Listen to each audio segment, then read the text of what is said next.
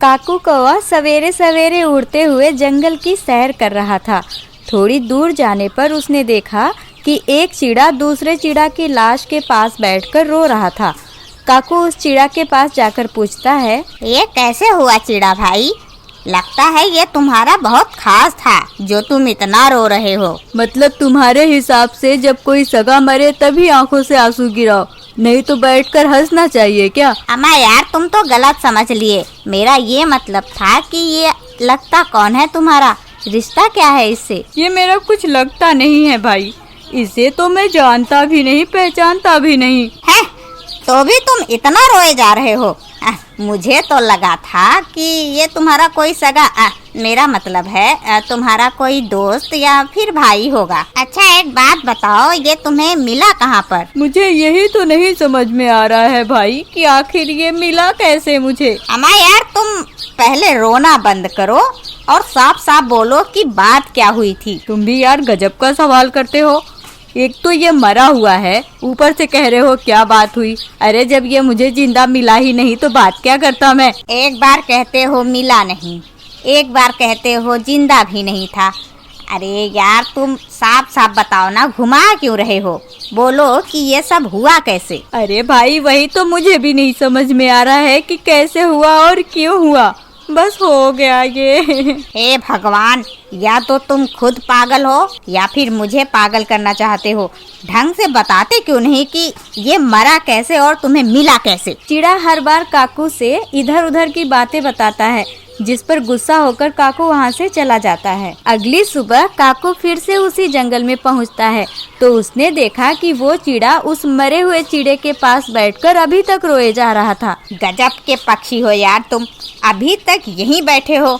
अरे चाहते क्या हो तुम? अगर इसके साथ जाना चाहते हो तो मुझे बोलो, मैं तुम्हें टपका देता हूँ। मैं इसकी कोई पत्नी थोड़ी हूँ जो इसके साथ सती हो जाऊँ। बात करते हो। रो रो कर मरे जा रहे हो और कहते हो सगा नहीं, पत्नी नहीं, दोस्त नहीं, ये नहीं वो नहीं। मुझे तो लगता है तुम्ही ने मार डाला होगा इसे, तभी तो तुम इतना पश्चाताप कर रहे हो। अरे कितनी बार बताया तुम्हें कि मैंने इसे नहीं मारा है, फिर भी तुम मुझ पे इल्जाम दिए जा रहे हो। ये जिस तरह से तुम शोक जताने बैठे हो ना कल से, मुझे तो अब तुम पे शक होने लगा है, समझे? अरे यार, जिसकी जब मौत आनी होती है वो आ ही जाती है किसी न किसी बहाने से। अब मेरे या तुम्हारे मारने से कोई थोड़ी मर जाएगा। तब क्यों गंगा जमुना बहाए जा रहे हो कल से?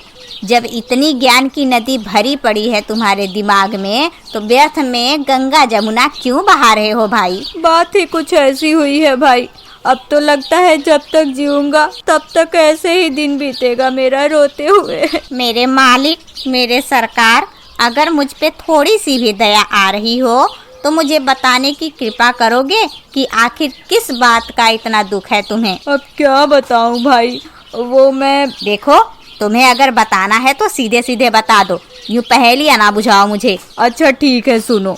असल में हुआ ये कि कल सवेरे मैं यहाँ आया था और इस पेड़ पर बैठकर मैंने एक फल तोड़ा और उसे फोड़कर खाना चाहा, मगर वो फूट ही नहीं रहा था। फिर मैंने नीचे देखा तो एक पत्थर दिखा मुझे।